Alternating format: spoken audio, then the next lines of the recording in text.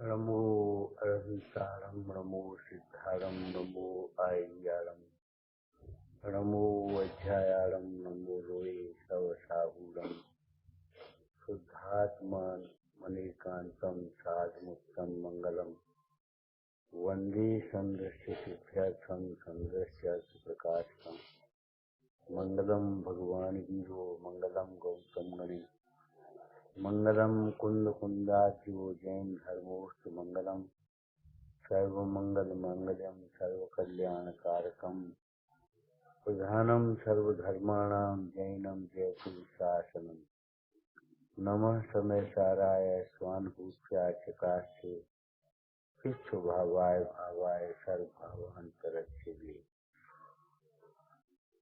अनंत धर्मणस्तत्त्वं पश्यन्ति प्रत्यगात्मने नीकान्तमयी मूर्ति नित्यनिर्वा प्रकाशताम् मंगलमय मंगलकरण विचराग विज्ञान नमः याते भई अरहंताज महान।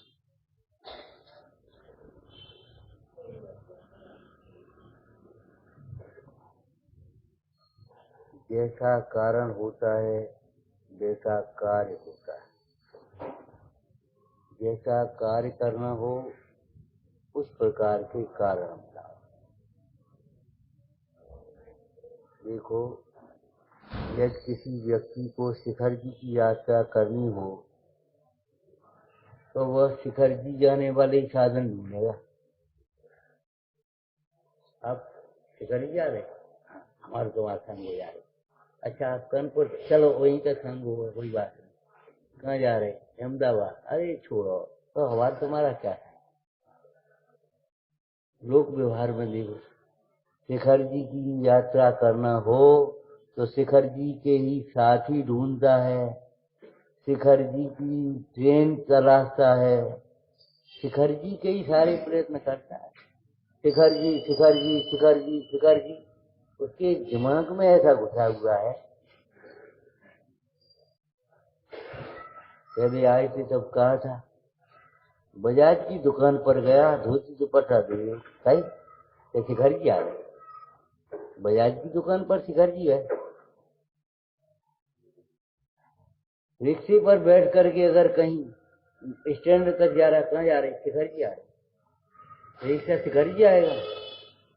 बस में बैठ करके ट्रेन तक पहुंचेगा तो कहाँ जा रहे? शिखर जी आ रहे। उसको एक धुन अंतर में लग गई, लक्ष्य बन गया। कल कहा था भैया, लक्ष्य बनाओ जीवन में, नहीं तो आए, जन्म हुआ, खेले कूदे, फिर खिलाया को, और बाद बाकी कमाया, जोड़ा, छोड़ा और मरे। लक्ष्य बनाना चाहिए। हमारे जीवन का लक्ष्य क्या है? आगम की भाषा में प्रयोजन पर दृष्टि रख करके किसी भी कार्य को करो, कभी भटकोगे नहीं। भोजन करना है आपको, प्रयोजन क्या है भोजन का? आप कभी अवक्ष वक्षण नहीं कर पाओगे। अरे विचार करो भाई, जब गाड़ी में खराब पेट्रोल पड़ जाए तो गाड़ी खराब हो जाती है, तो इसमें अगर खराब भोजन जाएगा तो क्या होगा? सोचो। अवक्ष वक्षण नहीं।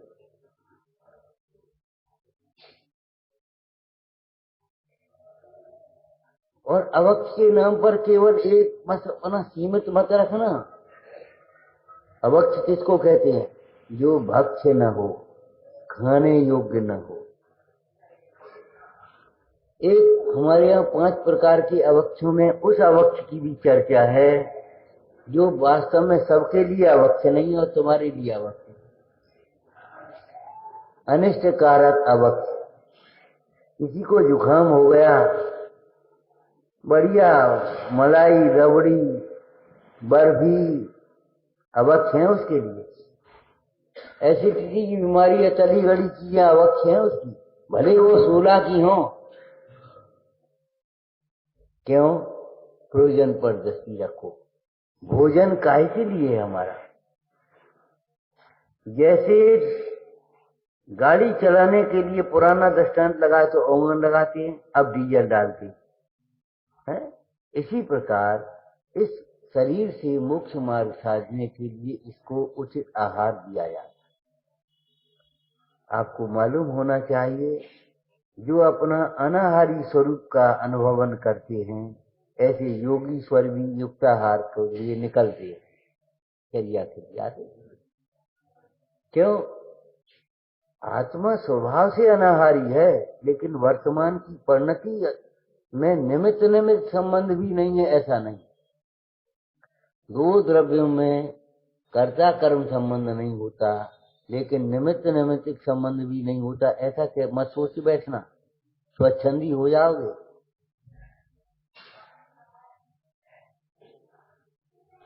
दो राष्ट्रों में पराधीन संबंध नहीं होता, कोई राष्ट्र किसी के अधीन नहीं, फिर भी मैत्री संबंध होते हैं कि नहीं, व्यापारिक संबंध होते हैं कि नहीं।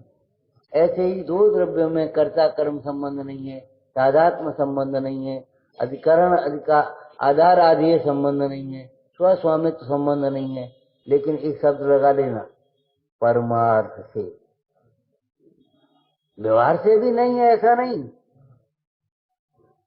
अगर व्यवहार को व्यवहार की अपेक्षा भी असत्यार्थ माना जाए तो स्त्री और माता में क्या भेद करोगे तुम?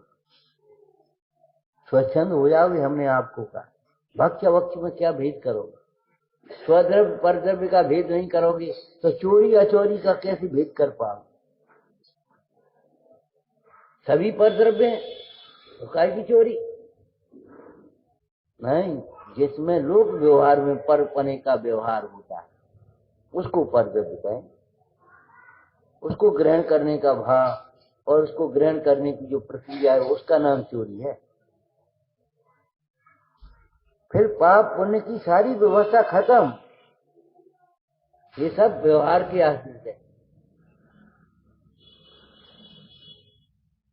पुरुषार्थ सिद्धि पाए में आचार्य अमृतचंद देव ने कहा, मुख्योपचार विवरण निरस्त दुस्तर विनय दुर्बोधा व्यवहार निश्चयज्ञा प्रवर्तन्ते जगत तीर्थम। ठीक है ना? उसकी टीका पंडित टोटरमल जी ने की। तो कहा, देखो भाई, जिन्हें धर्म तीर्थ का प्रवर्तन करना, तीर्थ माने जैसे तेरा जा संसार समुद्र से जैसे तरह जाए उसे धर्म तीर्थ कहती है। और वो धर्म तीर्थ क्या है भैया? रत्नत्रय, सम्यक दर्शन ज्ञान चारित्र के द्वारा ही भव सागर से पार होते हैं, इसलिए रत्नत्रय को धर्म तीर्थ कहते हैं।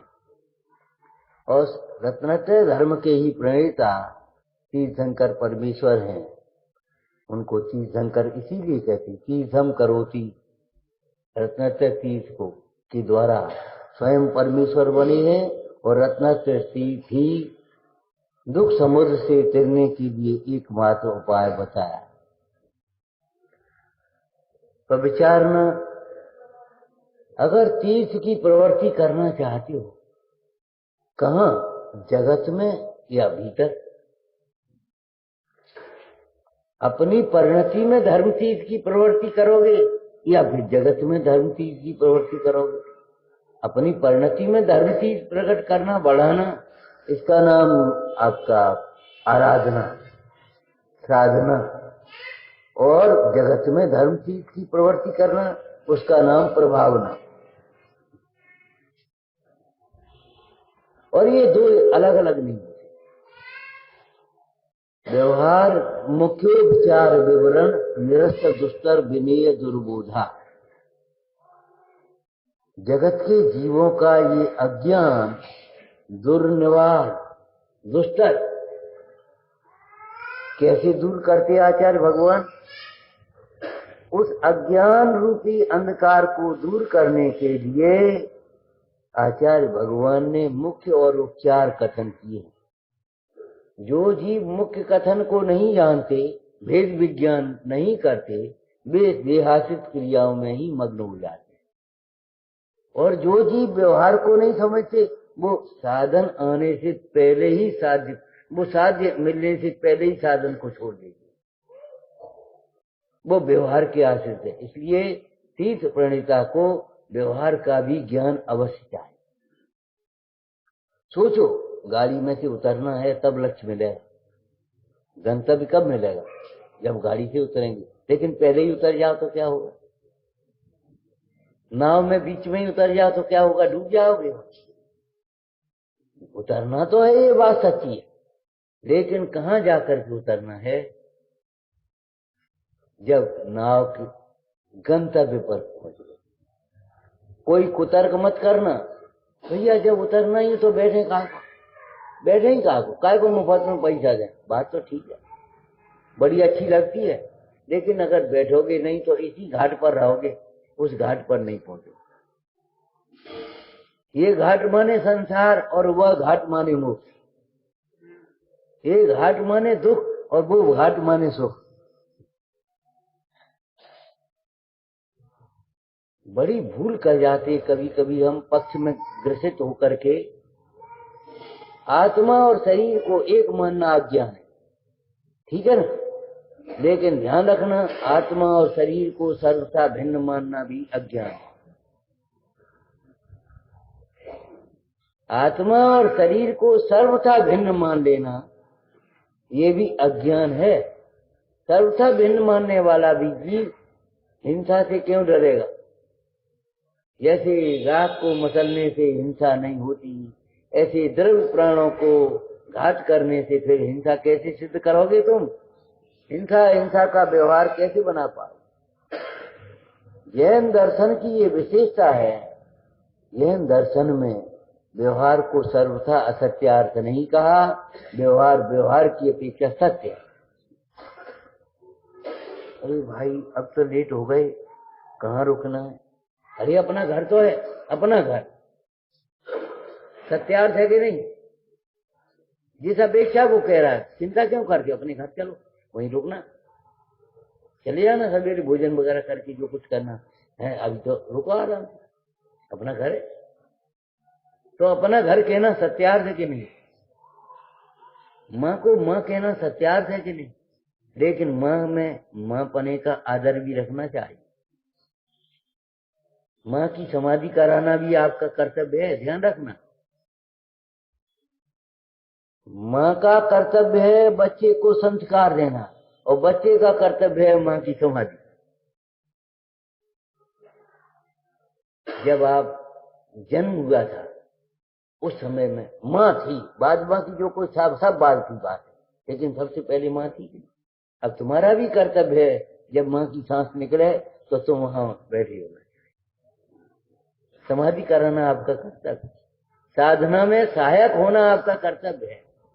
अगर आपकी माँ या माता पिता, कोई बात नहीं, अगर ये कहें बेटा अब बहुत दिन रहते हो गए घर, अब तो कहीं क्षेत्र पर रहेंगी, आश्रम में रहेंगी, साधर्मियों के बीच में रहेंगी और साधना और समाधि की ओर बढ़ेंगी, बेटे का कर्तव्य है खुशी से रहो, खुशी से रहो, जाओ। और यही कर्तव्य नहीं तुम जाओ, ये भी कर्तव्य है उनके पास पूरा साधन पहुंचाए जो उसका कर्तव्य। अनाथ जैसा छोड़ने की बात नहीं है।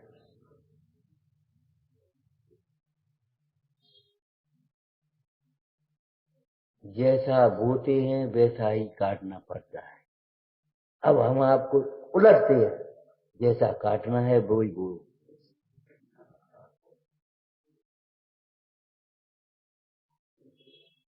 आप घर में भोजन कौन सा करोगे? जो बनेगा सही तो करोगे। तो आपका कर्तव्य है, अगर आपको कोई चीज खानी है तो घर पर बनवा, नहीं बाजार मत देखो। बाजारों में ठेले पर खड़े होकर की मत खाना, वो छूने लायक नहीं है। आपका कोई मन है, कोई बात नहीं, घर कैसे। और कहो तब जब पूछा जाए तब कह दो जो चाहो सो बना लो, और फिर कहो ये क्यों नहीं बनाया। ये गलत व्यवस्था है, ये अन्याय है। जो खाना है सो बनाओ, जो काटना है वो बो। सलाह करते हैं किसान, अब की क्या बोना है, सलाह करते हैं और बोने के समय पर बो और बोने की विधि से बो। और केवल बोओ ही नहीं, उसका सिंचन भी करो, उसकी निदाई भी करो। निदाई जानते हो? निदाई क्या होती है? हाँ, जो फसल को नुकसान पहुंचाने वाली है, ऐसी घास फूस जो अनावश्यक है, किसी काम की हमारे नहीं है, उसको अलग कर दिया। ऐसे ही जो विचार सम्यक्त का बीज भी बो, भावना का चिंतन भी करो, और जो तुम्हारे फालतू के विकल्प हैं उनको अलग भी करो। अरे क्या सोच रहा है पागल? उधर क्या देख रहा है? इधर जाना है, उधर क्यों देख रहा है? फालतू के जो विकल्प आपके आते हैं उनको अलग करते जाओ, रोज की रोज साफ करते जाओ, हल की हल साफ कर दिया। ये जिन मंदिर मन की विशुद्धि के लिए ही तो है, ये जिनवाणी मन की विशुद्धि के लिए ही तो है भाई। काय के लिए? सोचो। ये शास्त्र कौन पंडिताई करने के लिए? पंडित बनने के लिए, ज्ञानी बनने के लिए है, दुनिया को सुनाने के लिए नहीं है, आचरण करने के लिए, श्रद्धा करने के लिए। आत्मा को कर्ता मानना अज्ञान है तुम्हारी दृष्टि से, और अकर्ता मानना, सर्वथा अकर्ता मान लेना भी अज्ञान है। अगर आत्मा सर्वथा अकर्ता होगा तो आत्मा के कार्य को कौन करेगा? रत्नत्रय रूप कौन पढ़ने में होगा? तुमने एक कर्तव्य शक्ति को स्वीकार कर लिया, अकर्तव्य शक्ति को कौन, वो कहां ढूंढोगे?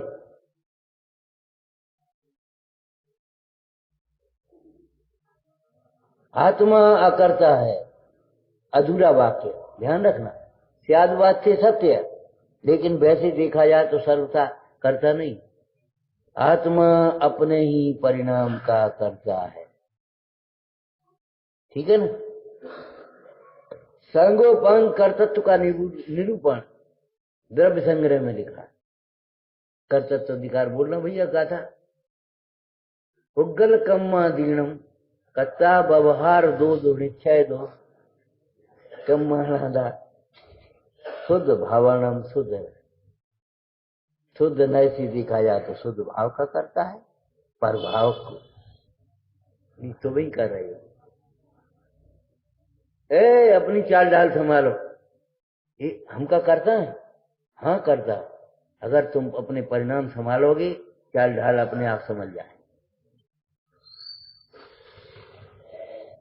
अपना खान पान ठीक करो, हमका करता है?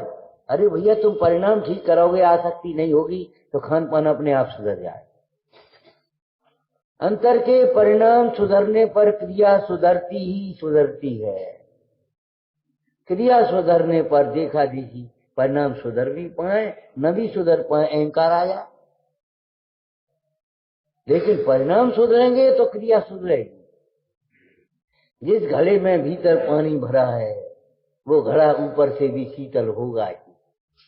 ऊपर से कोई थी तो भीतर पानी थोड़ी भर जाएगा। विचारना भाई, विचारना। जैसा कारण होता है वैसा कार्य होता है भाई। जैसा कार्य करना है वैसा कारण करना। जब तुम लोक व्यवहार में ये चतुर हो, जब तुम्हें शिखर जी जाना है तो शिखर जी के साथी, शिखर जी की गाड़ी, शिखर जी की रास्ता सब ढूंढते हो, तो मोक्ष मार्ग में आपको काम है। मोक्ष मार्ग के साथी ढूंढो। तुम्हारा क्या संग? मोक्ष मार्ग के साथी ढूंढो जो मोक्ष मार्ग को साध रहे हो, मोक्ष मार्ग के साधक हो, मोक्ष मार्ग के श्रद्धानी हो। अरे कम से कम मोक्ष मार्ग का पक्ष तो हो, पाक्षिक श्रावक तो हो। जिन्हें मोक्ष सुखरूप ही नहीं दिखता हो, संसार में भी सुख दिखाई देता हो, संग करने लायक भी नहीं। पहले आए थे तब ये बात कही थी। देखो भैया, जो पैसा को सर्वस्व मानती हैं संगति करने लायक भी नहीं। वे पैसा के लिए चाहे कुछ कर सकते, हिंसा हिंसा को ताक में रख दे। अभी हम आ रहे थे झांसी पर, एक आदमी मिला, बोली भैया अब क्या कहें, ऐसा समय आ गया मंदिर को मंदिर नहीं समझ रहे, मंदिर के लिए लड़ रहे हो। काय के लिए लड़ रहे हो? सेवा के लिए नहीं, अधिकार के। हमारे बुजुर्गों ने दुकानें दी और वे कब्जा कर रहे। बुरी बात है, अच्छी बात नहीं। उन्होंने तो दी हैं कि मंदिर की आगे व्यवस्था चलते रहे। अभी वकील साहब सुना रहे थे एक जगह कि एक साधर्मी, जैन साधर्मी 300 रुपए पर दुकान दी, मुश्किल से 3000 कर पाए और उसने अपनी दुकान बनवा ली। तो अपनी दुकान में तो खुद पहुंच गया, उस दुकान को 12,000 पर उठा दिया और मंदिर को 3000 दे रहा। ये व्यवहार योग्य नहीं है। मंदिर लगाने के स्थान है, दुकान कमाने का स्थान है। दुकानें, व्यापार ये कमाने के स्थान हैं, लेकिन मंदिर लगाने के स्थान है। और सुनो, दुकान पर भी कमाई मंदिरों से होगी। अगर आप जिन मंदिर से जुड़े रहोगे, जिनवाणी से जुड़े रहोगे, आपके परिणाम निर्मल रहेंगे। आपके अंदर में ईमानदारी होगी, वात्सल्य होगा, प्रेम होगा, उत्साह होगा, आप व्यापार में भी सफल होंगे। और नहीं तो व्यापार में भी सफल नहीं हो पाओगे। अरे कहीं भी सफल नहीं हो सकते जो जिनवाणी से नहीं जुड़ पाओगे। कहीं भी सफलता मिलती है तो पुण्य से मिलती है, और पुण्य कहां से आएगा ये बताओ। इसलिए मोक्ष मार्ग की दृष्टि से तो ठीक ही है, लेकिन लौकिक दृष्टि से भी आप जिनवाणी से जुड़िए। जिनवाणी का स्वाध्याय करो, पंच परमेष्ठी की भक्ति करो, पंच परमेष्ठी के वचनों का आदर करो, तब तुम्हारी दया के परिणाम होंगे, शील के परिणाम होंगे, नहीं संयम के परिणाम होंगे, और नहीं तो हंसी उड़ाओगे। अरे इनमें क्या खाए, खाओ पियो मस्त रहो, सब चलता है। अरे सब चलाओगे तो भैया नरक भी चलेगा, त्रियंश भी चलेगा, ये ध्यान रखना पे। सब नहीं चलता, और तुम भी झूठ बोलते हो, सब चलता है। सत्य नहीं वो कह रहे हो, सब चलता है। सब चलता है तो नाली का पानी पी के बताओ, चलेगा? हम कैसे पिएंगे? क्यों? सब चलता है तुम्हारे। रसना इंद्री के पोषण करने के लिए तुम कह रहे हो सब चलता है। सब चलता है तो जी बताओ, हैं जरा आज मूंगफली बेचाना, झोली में डाल के मूंगफली बेचाना। यार शराबी की दुकान तो रोज खाती, चलता है? भीख मांगना है एक दिन, चलेगा? नहीं चलेगा। मर जाऊं मांगू नहीं अपने तन के काज। सब कहां चलता है? ये कपड़े पहन रहे हो, एक दिन लेडीज कपड़े पहन ली, सब चलता है तुम्हें तो पहन पाओगे? नहीं पहन। अरे हम क्या लड़की है? तो विचार करो, हम क्या अज्ञानी हैं जो अज्ञानमय भाव करेंगे? परद्रव्य हैं ऐसा नहीं है, लेकिन परद्रव्य अपना मानने के लिए नहीं। परद्रव्य इष्ट निष्ठ मान करके राग द्वेष करने के लिए नहीं है। है तो हम ये सत्ता का निषेध नहीं कर रहे हैं। 6 द्रव्य हैं, और 6 द्रव्य को नहीं मानता है वह ग्रहित मिथ्यात्वी आपको कहा। लेकिन 6 द्रव्य से भिन्न अपने आत्म स्वभाव को नहीं जानता, तब तक अग्रहित मिथ्या दूर नहीं होता। 6 द्रव्य हैं, 7 तत्व हैं, ऐसा नहीं है। ये चौकी है, ये शास्त्र भी है, लेकिन पूज्य कहाँ है? चौकी पूज्य नहीं है, पूज्य सा है। ये बात अलग है कि ये शास्त्र की चौकी है तो इस पर भी पैर नहीं रखेंगे, कदाचित कहीं पैर पड़ जाएगा तो ये बात अलग है, ये व्यवहार है। लेकिन पूज्य शास्त्र है कि चौकी है, और चौकी भी है कि नहीं है। तो होना अलग बात है और अपना होना अलग बात है। होना अलग बात है और पूज्य होना अलग बात है। क्या विषय चल रहा है अपना? विचार करो, पूज्यत्व का कारण। अब बिना कारण के कैसे पूज्य बन जाओ? पूज्य कहो, एक दूसरा शब्द है महान। बिना कारण के महान कैसे बन जाओ? भगवान परिग्रह को छोड़ करके महान हुए, तुम परिग्रह से महानता मान रहे हो? भगवान के विरुद्ध हो कि भगवान के अनुयायी हो? भगवान तो परिग्रह के त्याग से महानता कह रहे, नमो ताय आते हैं भाई अरहंताज महान, और तुम परिग्रह से महानता मान रहे हो। अरे भाई, जब तक परिग्रह नहीं छूट पाए, कमाना नहीं छूट पाए, तब तक कम से कम परिग्रह से महानता तो मत मानना। अंतिम गाड़ी है और यात्रा करनी है, एक आध खिड़की भी नहीं है, घुस करके जाना है, खड़े खड़े जाना है, कोई बात नहीं। लेकिन उसमें ये तो मत सोचना बढ़िया गाड़ी है बैठे ही रहे थी, ये तो मत सोचिए। कौन सोचता है कब स्टेशन आए कब अपना अपन उतरे? वो तो मजबूरी की, आज बहुत परेशान हो गए, खड़े खड़े आना पड़ा। करते हो आप? विचार करो, कम से कम पूज्यता महानता तो मत मानना। कारण बिना कार्य नहीं होता।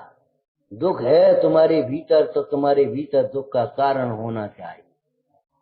दुख के कारण क्या है? परद्रव्य नहीं है, पर भाव। दुख के कारण क्या है? परद्रव्य नहीं, पर भाव। परद्रव्य तो भिन्न है, वे कारण कैसे हो सकते तुम्हारे? जंगल में एक मुंडा विराजमान है, वहां पेड़ है कि नहीं? गुफाएं हैं कि नहीं? जानवर हैं कि नहीं? परिग्रह है कि नहीं? कि नहीं? क्यों? उन सबको अपना नहीं मानते, उन सबको अच्छा नहीं मानते, उनकी सीनरी से फोटो नहीं खींच रहे, उनको देख देख करके खुश नहीं हो रहे, उनमें द्वेष बुद्धि नहीं करे, अरे ये क्या कर रहा है? न राग न द्वेष न अपनापन, इसलिए परिग्रह नहीं है, पर तो है। लोकाकाश में कोई एक सुई की नोक बराबर भी स्थान ऐसा बताओ जो शून्य हो। लोकाकाश में एक सुई के नोक बराबर भी स्थान ऐसा नहीं है जहां क्षय द्रव्य न हो, शून्य हो, नहीं है। लेकिन वे ज्ञानी धर्मात्मा चाहे कहीं भी हो परभाव शून्य अनुभव करते। बोलो, आत्मा स्वभावम परभाव, आत्मा स्वभावम परभाव। पर भावों से शून्य अपने को देखते हैं कि नहीं? अरे कुंद स्वामी कह रहे हैं, हे भैया परमाणु मात्र मेरा नहीं। एक छोटा सा बालक भी इधर घुमा दो, बेटा तुम्हारी माँ कौन सी है? इनमें कोई नहीं। क्या कहेगा? इनमें कोई नहीं। तो आप बताओ, इस लोक में तुम्हारा द्रव्य कौन सा है? कोई नहीं। परमाणु मात्र मेरा नहीं। वो देख देख करके खुश मत होते रहो, मेरा मकान, मेरी दुकान, मेरा घर, मेरा वैभव, मेरा परिवार, अरे मेरा ही तो मिथ्यात्व है। हम ये नहीं कह रहे घर नहीं है, घर तो है, लेकिन मेरा घर नहीं। अगर आप जबरन नहीं छोड़ोगे तो जबरन निकल जाओगे। काया का घर खाली करना पड़ेगा, रे मन मुसाफिर निकलना पड़ेगा, निकलना ही पड़ेगा। अगर इसे हम नहीं छोड़ेंगे तो ये हमें छोड़ देगा कि नहीं छोड़ेगा? होशियारी इस बात में है, हम इसके प्रति ममत छोड़ दें और सुखी हो जाएं, फिर छूट जाएगा। क्या मतलब? जब हमारा गंतव्य आ जाता है फिर गाड़ी खराब हो जाए, हो दिया, हमें क्या लेना। और अगर उससे पहले थोड़ी खराब हो जाए तो अरे 1 किलोमीटर और चल जाती, परेशान हो गए। क्यों? ममत्व के कारण परेशान है, गाड़ी के कारण परेशान। वही गाड़ी 1 किलोमीटर बाद खराब हो, हमारा गंतव्य आ जाए तो हमें कोई मतलब नहीं, और वही गाड़ी 1 किलोमीटर पहले खराब हो गई तो हमें परेशानी हो गई। दुख तुम्हारे भीतर है, दुख का कारण तुम्हारे भीतर है, और कारण का अभाव हुए बिना कार्य का अभाव नहीं होगा।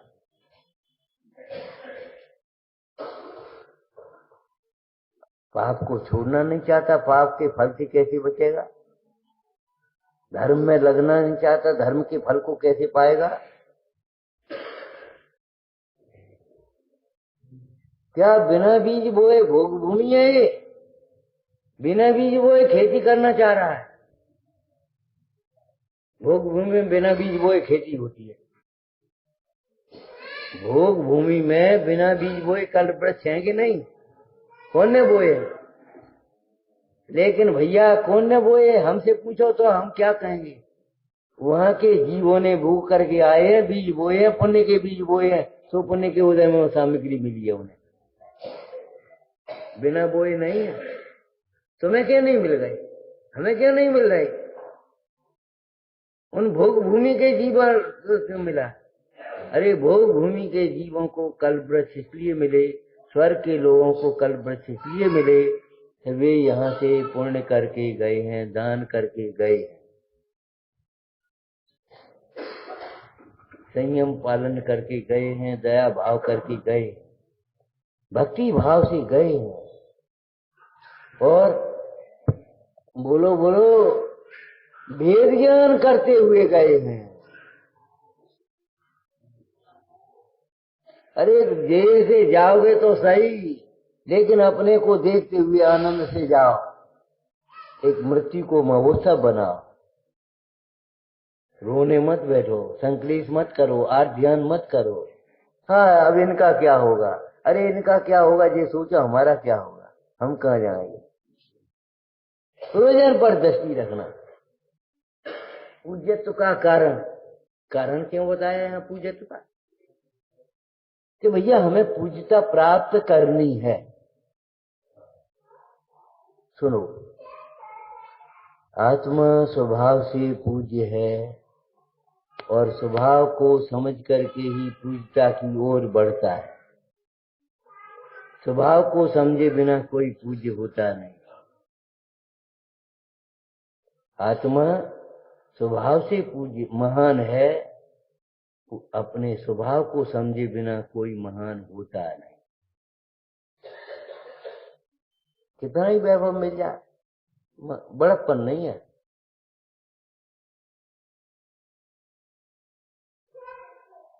आत्मा स्वभाव से महान है। स्वभाव को समझे तो महानता का प्रारंभ हो गया, और स्वभाव की आराधना करता गया। ज्यो स्वभाव में अधीन होता गया, शास्त्रीय शब्द बोलो, विज्ञान घन होता गया, त्यों त्यों महान होता गया। बोलो साधु और सिद्ध में कौन ज्यादा अधिक महान है? आप क्या कहोगे? आप क्या कहोगे? क्या चर्चा है यहाँ प्रारंभ में? पंच परमेष्टि का स्वरूप वीतराग विज्ञानमय है।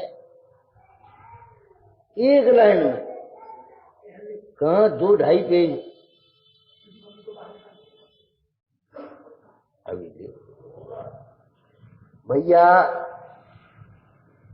थोड़ा ध्यान रखो, बाहर तो है ही, बाहर वाले ही हल्ला कर रहे हैं और बाहर ही हल्ला हो रहा है, भीतर न हल्ला है और न हल्ला करने वाला है। बाहर क्या निकालोगे? बेचारे को मरे वो कौन मारेगा? तुम्हें मालूम है, एक जैन साहब एक जगह गए गांव में नौकरी करने। गांव में नौकरी करने गए तो उन्होंने पूछा, कहो भाई गांव कैसा है? 2-4 सज्जन पुरुष थे। बोले बाबूजी कहाँ से आए? तो हम वहां से आए ट्रांसफर होकर के, और गांव में नौकरी करना है। बोले ठीक है, गांव बहुत अच्छा है, आप आराम से नौकरी करिए, रहिए था, और सब लोग अच्छे हैं। हाँ वे हैं एक नाहर सिंह, उनसे सावधान रहना, बड़ा खराब आदमी। अच्छा, तो जैन साहब बोले अरे उसको तो हम चुटकियों में मार देंगे, वो क्या लगता है नाहर सिंह। बात उड़ते उड़ते नाहर सिंह तक पहुंच गई। पानी पर तेल की तरह फैलती हैं अफवाहें। उड़ते उड़ते नाहर सिंह तक पहुंच गई। नाहर सिंह आए, क्या रे बनिए? क्या कह रहा था? हम क्या कहेंगे? उन्होंने कहा नाहर सिंह खराब आदमी है। तो हमने कहा उसको तो झट से मार लेंगे। अच्छा, बड़ा मारने वाला आया तू, देखेंगे तुझे भी हम। और बस उनके पीछे पड़ गए। उनकी बुराई, उनकी बुराई, उनकी बुराई, उनका नुकसान, उनको मार, और अपने चुपचाप जैन साहब अपने शांति से सहते गए। कर्म के उदय को जान करके शांति से सहते गए। एक दिन मौका पड़ गया, गांव के बाहर एक नाला पड़ता था। नाहर सिंह उधर से चले चले आ रहे, अनाज की भरी गाड़ी लेकर के बैलों को हाथ से, और नाली में की कीचड़ में फंस गई गाड़ी। अब गांव के किसी के काम आए तो बेचारे उनके काम आए कोई। अब वो देख देख करके गांव वाले और मजाक करें, तमाशा देखें, और बस घंटी बजा करके अपने चले चले जाए, घंटी बजा करके चले चले जाए। जैन साहब को मालूम पड़ा, तुरंत पहुंचे। अरे बनिया तू भी आ गया? अरे आ गए होंगे, पहली गाड़ी निकालो, इतनी शाम होने को है, रात होने को है, क्या कर रहे? पहली गाड़ी निकालो, बैल थक गए होंगे। ए मगरू जल्दी आओ, बैल ले आओ, बैल ले आया बेचारा। धक्का लगाओ, धक्का लगाओ, पार हो गई गाड़ी। अब ना, और भी अपने चल दिए।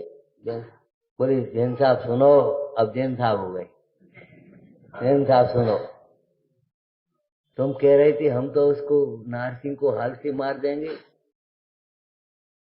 ये क्या कर रहे हो? बोले मार तो दिया, अपकार को उपकार से मारो, अपकार को उपकार से मारो। किसी का मुंह बंद करना हो तो लड्डू से बंद कर दो, लड्डू खिलाओ उसको। अब आप कैसे बोल रहा, क्या करेगा? समझ ना, उपकार का अवसर जीवन में किसी प्रकार से आ जाए तो कभी बच चूकना। उत्तर पुराण में कहा, जो जिसका उपकार करता है वह उसके द्वारा उपकृत होता है, और जो जिसका अपकार करता है वह उसके द्वारा अपकृत होता है। उपकार का मौका कभी मत चूकना।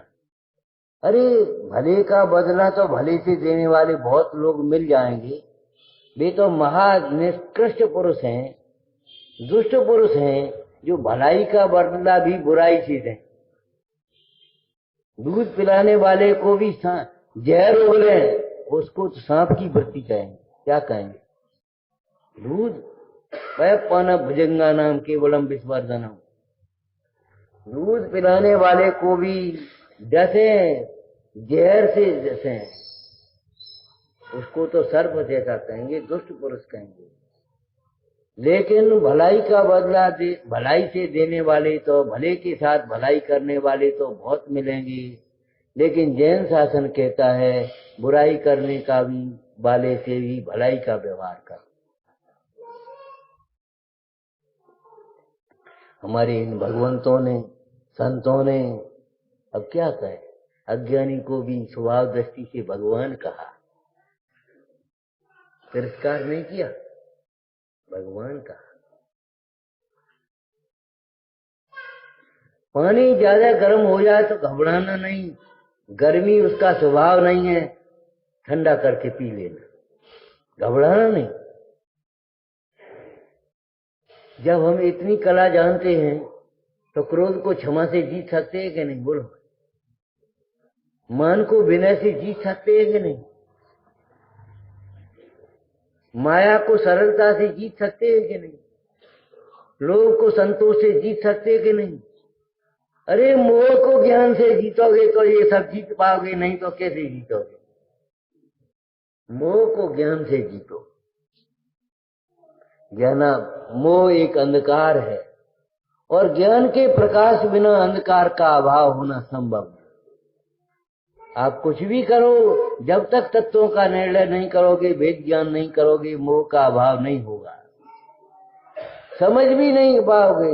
कितने ही मोही ऐसे हैं जिन्हें अपना मोह नहीं लगता। हमें मोह का अवसर नहीं है, और घर में रह रही है, मोह का अवसर नहीं हम। वो लड़का कहाँ गया, वो कहाँ गया, वो फलाने की तबीयत कैसी है, उसका क्या उतारा लग गया कि नहीं, वो उधारी दे गया कि नहीं, और मोह का अवसर नहीं हम। तो कैसे मोह कहते हैं तो बताओ भाई। आत्मा मूर्तिक है, ये मोह भी आत्मा का विकारी अमूर्तिक परिणाम है जो इंद्रियों से दिखाई नहीं देता। लेकिन अंधकार और प्रकाश का जैसे कोई मेल नहीं है, जहाँ प्रकाश होता है वहाँ अंधकार सहज ही नहीं होता, ऐसे ही जहाँ ज्ञान होता है वहाँ मोह सहज ही नहीं होता। ध्यान रखना, अब आप समझ लेना, जिस ज्ञान से मोह नहीं मिटे उस ज्ञान को ज्ञान मत मानना, वह अज्ञान है। जिस ज्ञान से मोह कसाएं नहीं टूटे हैं उस ज्ञान को ज्ञान मत मान लेना। हम ज्ञान कहते ही उसे हैं जो मोह से रहित है, कसायों को कसाय रूप दुख रूप जान रहा है, दुख का कारण जान रहा है। और ऐसा ज्ञान ज्यों ज्यों ज्ञान घन होता जाता है त्यों तो कसाएं क्षीण होती जाती हैं और ज्ञान की पूर्णता होती है उससे पहले ही राग समाप्त हो जाता है। आप देखो, पहले वितरागता होती है, फिर सर्वज्ञता होती है। पहले कौन और फिर सर्वज्ञता। ज्ञान के पूर्ण होने के पहले ही राग शून्य हो जाता है, रहता ही नहीं। बोलो आप, पूज्यता का कारण। इसमें दो शब्द आए वीतराग विज्ञान में, एक तो नास्तिवाचक है, एक अस्तिवाचक। वीतरागता नास्तिवाचक और विज्ञान अस्तिवाचक। और विज्ञान आप जानते हैं, विज्ञान के भी विद्यार्थी लोग बैठे होंगे यहाँ। विज्ञान, विज्ञान माने प्रयोगात्मक। विशेष तो ठीक ही है, हम उसको भी समझ रहे हैं, लेकिन प्रयोगात्मक प्रैक्टिकल। और विज्ञान में अगर प्रैक्टिकल में फेल है तो फेल। अगर आप अपनी चर्या में फेल हैं तो फेल हैं चर्चा में। आपकी चर्चा भी असफल है, बेकार है, अगर आपकी चर्या नहीं है। सर्वथा मत समझ लेना, चर्चा चर्या के लिए है और चर्या होने पर चर्चा सार्थक होती है, सफल होती है। इसलिए जब तक चर्या न हो तब तक चर्चा चलाती रहना। लोक में आप ऐसा करते हो कि नहीं? लड़की का जब तक विवाह नहीं होता उसकी चर्चा चलाते हो कि नहीं? जब तक विवाह नहीं होता तब तक चर्चा चलाते रहते वो लोग। भोजन की जब तक भोजन नहीं होता तब तक भोजन की चर्चा करते हो कि नहीं? आज क्या होगा, कहाँ जाएंगे, कैसे करेंगे, क्या होगा, क्या व्यवस्था है भाई, वो तो चर्चा करते हो कि नहीं करते? ये आ गए, अब इनको भोजन कराओगे, कहाँ कराओगे, कैसे कराओगे, क्या करोगे, कैसा लेते भैया, चर्चा करोगे कि नहीं? और बिना चर्चा के अगर चर्या करने लगे तो क्या होगा? क्या होगा? भोजन कराना है किसी त्यागी को, और आपने वैसे ही भोजन, चलो महाराज, तो महाराज चल देंगे, और तुम्हारे ऐसा भोजन जहां बन रहा है वैसा ही उसको भोजन को करेंगे। आपको समझना पड़ेगा, पहले से ही समझना पड़ेगा। अरे आहारचर्या, आहार देखना भी धर्म कहा जाता है, धर्म का अंग व्यवहार की अपेक्षा। क्यों? उसका कारण है आहार देने में, आहार बनाने में सवेरे से इतनाचार और विवेक और उल्लास जागृत हो जाता है। सवेरे से वो क्रिया तो इतने समय की है, लेकिन चलेगी कितने समय? और आहार देखने का मतलब क्या है? सीखना आहार कैसे किया जाता है। जैसे तुम आहार करते हो ऐसे आहार नहीं किया जाता, उसका नाम आहार ही नहीं है। उसको आगम में आहार नहीं कहा, तुम्हारे आहार को भोजन का आहार, त्यागियों का आहार का। क्यों? आहार कैसे किया जाता है? एक बार दिन में ले आहार, करे अलप निज पान में, कछ लोच करत न डरत परित, सो लगे निज ध्यान। आहार कैसे किया जाता है? एक बार, बार बार नहीं। तिरंज गति से नहीं आए हो, तिरंज गति में नहीं जाना है, तो दिन भर मुंह चलाते रहो। एक बार दिन में प्रवचन सार जी में युक्ताहारी का स्वरूप आया है। दिन में यथा लब्ध यथेच्छ नहीं, जो हमारी इच्छा के अनुकूल नहीं, स्वाद की पूर्ति के लिए नहीं, संयम की साधना के लिए। ठीक है? आहार कैसे किया जाता देखो। और कुछ देखना है कि हाँ, और देखना अभी आहार के समय अनाहारी कैसे रहा, निष्प्रही कैसे रहा जाता है।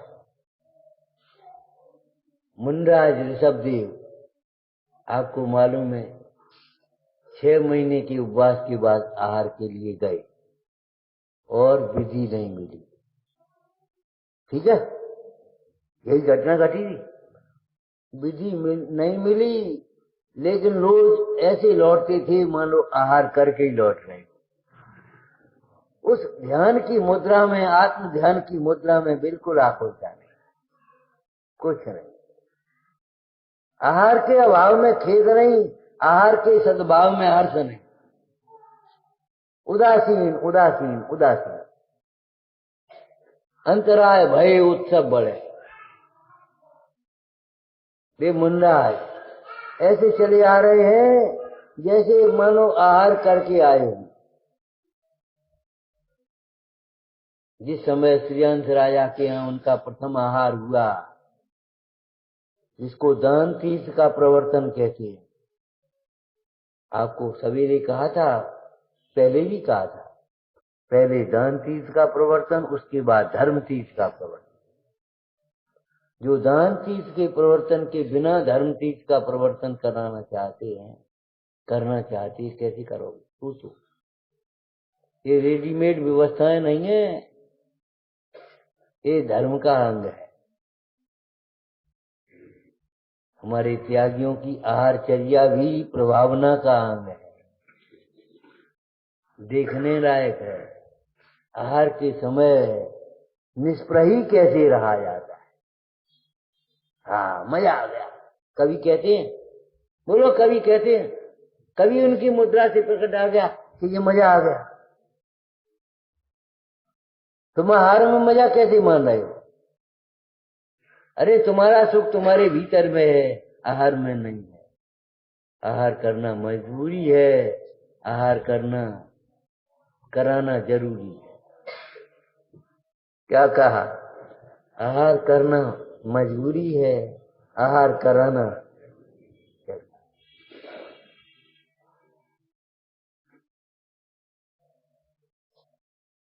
चौके में 4 शुद्धियां होती हैं, द्रव्य शुद्धि, क्षेत्र शुद्धि, काल शुद्धि और भाव शुद्धि। आहार कराने का भाव नहीं है तब तक भाव शुद्धि कैसे होगी? हमारे गांव की भाषा में वैसे ही कह रही थी, ये हमारे घर को कैसे पवित्र होंगे, हमारे बाल बच्चों में संस्कार कैसे पढ़ेंगे, कैसे सीखेंगे, कैसे आहार होगा? ये बहू आ गई, कैसे सीखेगी? इस घर की परंपरा कौन सी रही है? कोई मतलब नहीं, बस एक बाई लगा दी और बस वो हो गया काम। ये व्यवस्था अच्छी नहीं है,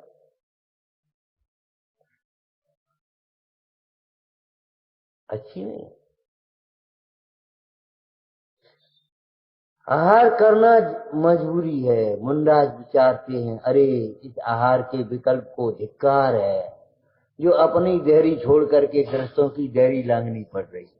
और ग्रस्त कहते हैं, अरे आहार के भाव को, मुंडाज को धन्य है जो इनके दर्शन तो अभी हो रहे, नहीं तो ये वन में जन कहाँ बैठे होते। अगर आहार के विकल्प से होते, रहित होते, तो ये जन कहाँ बैठे होते? इनकी कहा है। आपको मालूम है रामायण का प्रसंग, जब वनवास के लिए राम लक्ष्मण सीता जाने लगे तो नगर निवासी भी अयोध्यावासी भी दौड़ने लगे और दौड़ते दौड़ते पहुंचे ही गए तो सबसे पहले सीता माता के पैर छुए। आपकी कृपा से हमें राम के दर्शन मिल गए। देखा कह रहे कि हाँ धीरे चल पाई तो ही गए और नहीं तो ये जाने कहां पहुंचे थे। अब सीता जी धीरे चल पा रही तो उनको भी धीरे चलना पड़ा। अरे आहार के विकल्प के कारण इनको दर्शन हो रहे हैं यहाँ और नहीं तो काय को भी आते तुम्हारे घर काय को जाएंगे। सोचो विचार करो। त्यागी विचारते हैं, मुन्ना विचारते आहार के विकल्प को धिक्कार है जो अपनी जहरी छोड़ करके देश जहरी लांघनी पड़ रही और ग्रस्त सोचते हैं अरे इनके आहार का विकल्प भी धर्म का कारण बन गया हमारे, इनके दर्शन तो हमें मिल गए। लेकिन दर्शन दर्शन बनाना चाहिए। आहार देखना का मतलब ये नहीं है आंखों से देखना, विवेक से देखो। भाई दो आंखें तो हैं लेकिन विवेक की आंख खोलो, तीसरी आंख है। इस तीसरी आंख के खुले बिना संसार का प्रलय नहीं होगा।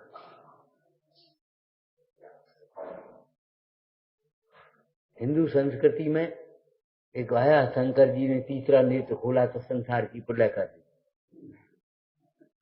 है। उसका अर्थ क्या है?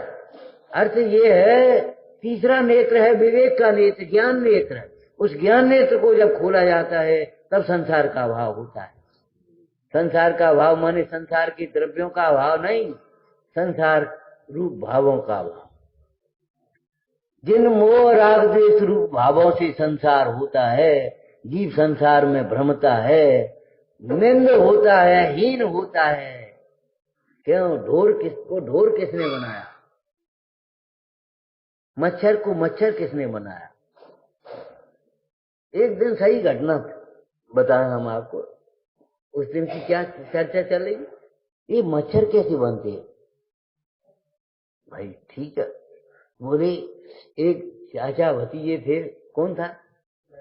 चाचा भतीजे ही थे। तो अब चाचा की आदत प्रसंग प्रसंग में क्रोध करने की। तेरा खून पी जाऊंगा, समझता क्या? तेरा खून पी जाऊंगा। मच्छर बन गए, खून पी रहे। अरे भगवान, इतने क्रूर परिणाम मत करना कभी।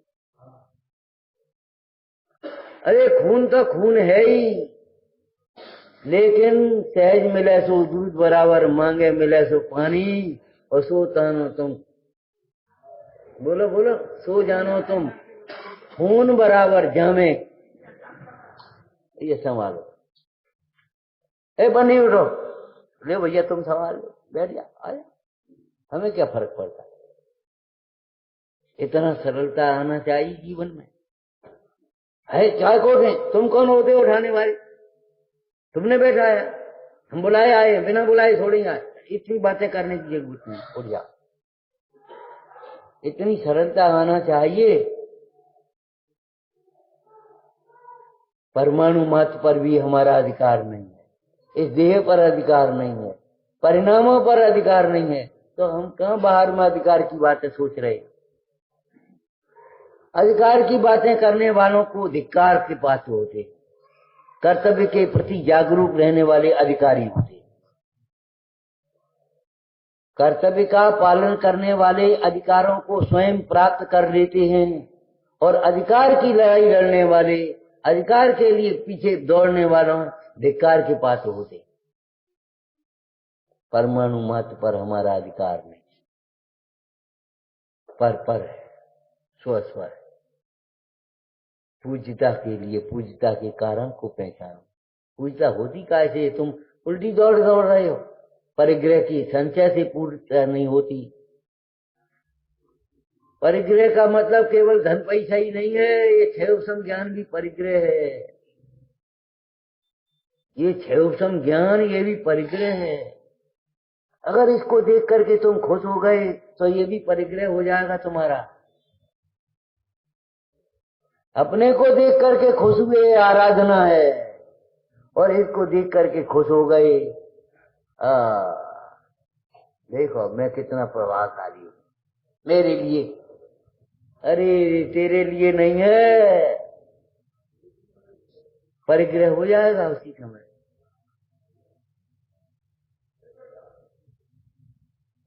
पूज्यता का कारण वीतरागता है, पूज्यता का कारण सम्यक ज्ञान है।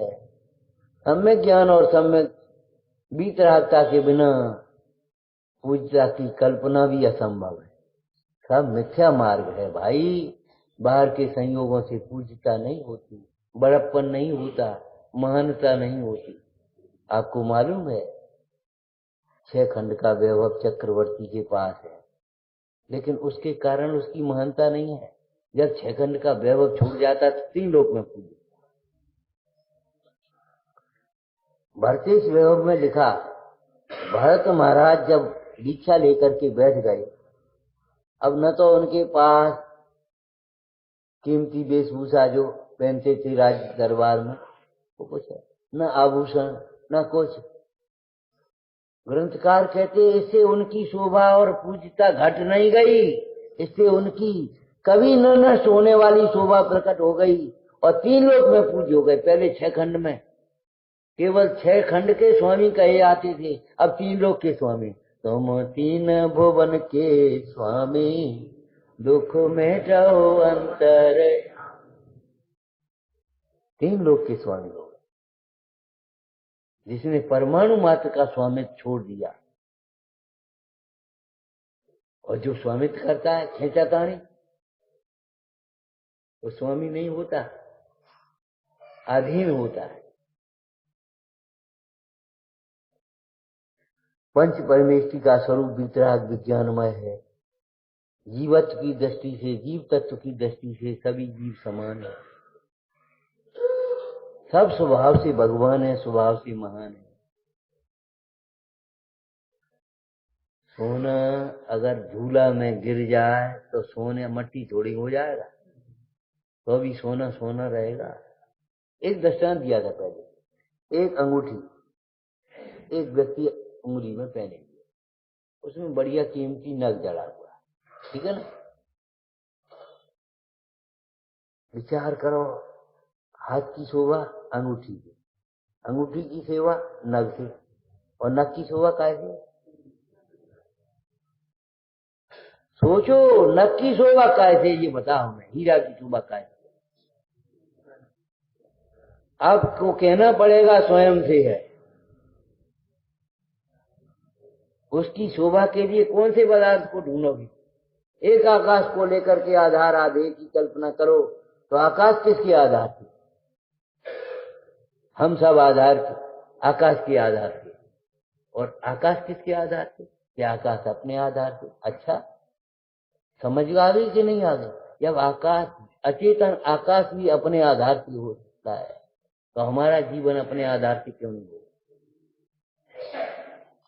जब जड़ नग हीरा वो स्वयं शोभायमान हो सकता है, तो मैं स्वयं से शोभायमान क्यों नहीं? ये विधान किसने बनाया? एक द्रव्य की शोभा दूसरे। मूल गाथा है कुंद कुंद स्वामी की। सभी द्रव्य, विश्व के सभी द्रव्य एकत्व निश्चय गत समय, सर्वत्र सुंदर लोक। सभी द्रव्य अपने अपने धर्मों को स्पर्शते हुए, अपने अपने कार्य को करते हुए शोभायमान हैं। एक से दूसरे द्रव्य की शोभा नहीं है। और ये तो महा मूर्खता है, छिलके से फल की शोभा मानना। शरीर से आत्मा की शोभा होगी, छिलके से शोभा फल की। क्या फल से कीमत छिलके की? क्यों भैया? फल से छिलके की कीमत। एक बादाम बिना छिलके का और छिलके का, तो बादाम की कीमत, छिलके की कीमत क्या बादाम की छिलके से? अरे लोक व्यवहार तो पहचानो कम से कम। छिलका अलग होने पर कीमत बढ़ती है फल की, और फल निकल जाने पर छिलके की कीमत घट जाती। आत्मा निकल जाए तो शरीर मट्टी है, और शरीर छूट जाए तो आत्मा भगवान है। अंतर का शरीर छूटना चाहिए, बाहर का शरीर नहीं अकेला। आत्मा शरीर से निकल जाए तो क्या करोगे आप? अब क्या करोगे? बहुत बड़े आदमी हो बने रहो, इससे क्या मतलब? क्या करोगे? क्या कहोगे? अब तुम इसी को यहीं ऐसे ऐसे ही रखे रहो, ये भैया काय को मट्टी खराब कर रहे हैं, अब ये ठिकाने लगा, संस्कार करो, मोह छोड़ो, अपना काम करो, यही तो कहोगे। शरीर में से आत्मा निकल जाए तो मट्टी, और आत्मा में से शरीर छूट जाए तो आत्मा मट्टी कहो। अरे नहीं, शरीर का छूटना महत्वपूर्ण नहीं है, शरीर किस परिणाम से छूटता है इस महत्वपूर्ण। समता से जो देह तजोगे तो उत्तम गति पावो, और ममता से जो देह तजोगे तो निकृष्ट गति पावो। अति संक्लेश भावते मरे, घोर स्वब्र कबहुआ काम निर्जरा करे, जो विमान बासी उठा। अब आप सोचो, पूज्यत्व का कारण, महानता का कारण क्या होगा? इस कारण कार्य की व्यवस्था को समझना चाहिए। जो बिना कारण के ही कार्य करना चाहते हैं बड़े भ्रम में हैं। बिना कारण के कार्य कैसे होगा? जो कार्य है उसका कोई न कोई कारण होता है, और जो कारण होता है वह उससे कोई न कोई कार्य होगा।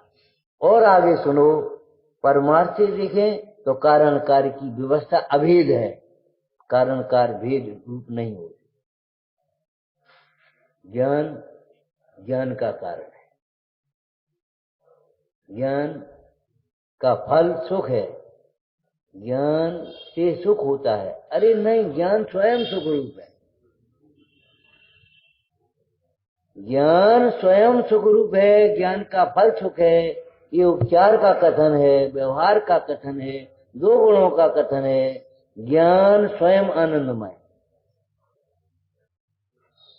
हम ज्ञान कहते ही उसे हैं। आप ये तो सुनते हो ज्ञान के बिना सुख नहीं होता, लेकिन हम आपसे फिर कह रहे हैं सुख के बिना ज्ञान नहीं रहता। जो सुखी नहीं है और अपने को ज्ञानी मान रहा है वो बड़ा भ्रम है। सुख के बिना ज्ञान नहीं रहता, जहाँ ज्ञान होगा वहां सुख होगा ही होगा, और जहाँ सुख होगा वहां भीतर में ज्ञान ही होगा, अज्ञान नहीं होगा। और ज्ञान का अर्थ क्या समझना? आत्मज्ञान, तत्व ज्ञान, भेद ज्ञान। जैन शासन में तत्व ज्ञान, भेद ज्ञान, आत्मज्ञान को ज्ञान कहा है। और इससे अलावा जितना भी बाहरी ज्ञान है उसको क्या कहा? या ही प्रतीक कछु ज्ञान सो दुखदायक अज्ञान, उसको अज्ञान कहा है। उसे तुम ज्ञान मानने का भ्रम मत कर लेना। ज्ञान को बढ़ाने की विधि अलग है और ज्ञान को सम्यक बनाने की विधि अलग है, ध्यान रखना। ज्ञान बढ़ाने की एक किताब पढ़ो, दो किताब पढ़ो, चार किताब पढ़ो, 10 साल पढ़ो, ज्ञान बढ़ जाएगा। लेकिन ज्ञान के साथ मान बढ़ जाएगा आपका, ज्ञान नहीं बढ़ेगा, मान बढ़ेगा।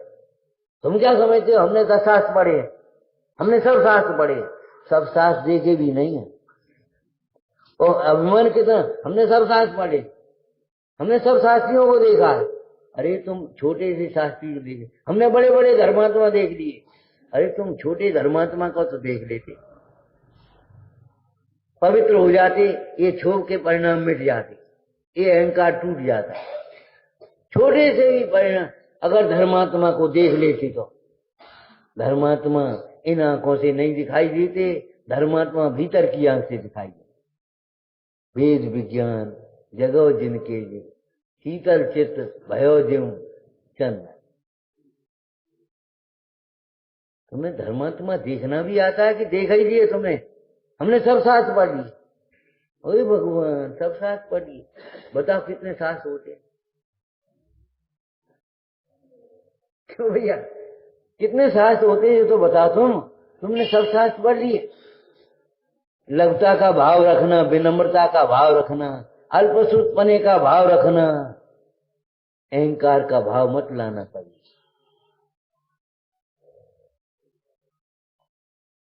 तुमने सब शास्त्र पढ़ लिए तो बताओ तुम कौन हो? कि ये नहीं मालूम, ये नहीं मालूम तो शास्त्र क्या पढ़ लिए तुमने? सकल शास्त्र अपने आत्मा के लिए ही हैं।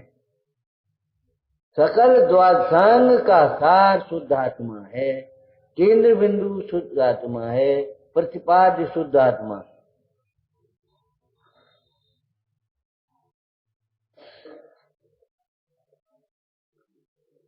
पूजता के कारण को पहचान कर उस कारण की ओर बढ़े और कार्य की प्राप्ति होगी। हमारे ज्ञानियों ने, विद्वानों ने भी भगवंतों की भक्ति करते हुए मोक्ष नहीं मांगा, मोक्ष नहीं मांगा। बुद्ध जाच हूं वो भक्ति भव। हमें तो भक्ति बनी रहे आपके चरणों। अरे भक्ति बनी रहेगी तो मुक्ति तो मिलेगी। अगर सम्यक भक्ति बनी रहेगी, अंतर की दृष्टि बनी रहेगी, तो मुक्ति को कौन रोक देगा? और अगर तुम्हें भगवंतों के प्रति भक्ति नहीं है तो मुक्ति कैसे होगी? अरे मुक्ति तो बहुत दूर की बात है, मुक्ति मार्ग का भी प्रारंभ नहीं होगा। इन भगवंतों की पूज्यता के माध्यम से अपनी पूज्यता को पहचानने के लिए इन पंडित टूटरामल जी ने हमें प्रेरणा की है। अपनी पूज्यता को पहचाने और कल्याण की मार्ग की ओर बढ़े। ओम नमः शयानंद बोध सद्बुद्धि अविनाशी में आत्म शयानंद बोध सद्बुद्धि।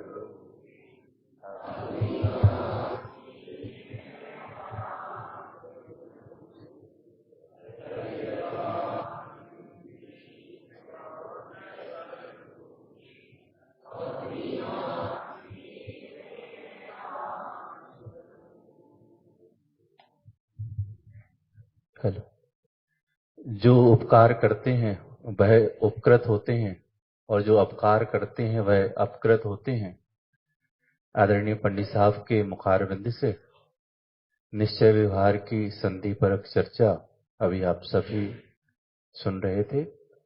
कल प्रातः ठीक 7 बजे से 7:30 बजे तक प्रक्षाल का कार्यक्रम रहेगा और 7:30 से 9 बजे तक श्री तत्वार सूत्र महामंडल विधान उसका आयोजन होगा और 9 बजे से 9:15 बजे तक हम आध्यात्मिक पाठ करेंगे और 9:15 बजे से आदरणीय बड़े पंडित साहब के स्वाध्याय का हम सभी को लाभ मिलेगा।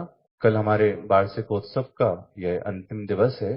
सभी लोग समय पर उपस्थित होकर कार्यक्रम का लाभ लेवें। जिनवाणी स्तुति। निज नीति